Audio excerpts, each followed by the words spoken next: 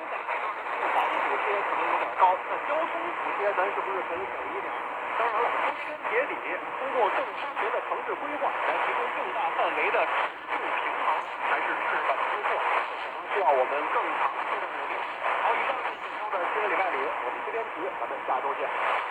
交通直播广告之后，边角料越成为边角料越增的背后。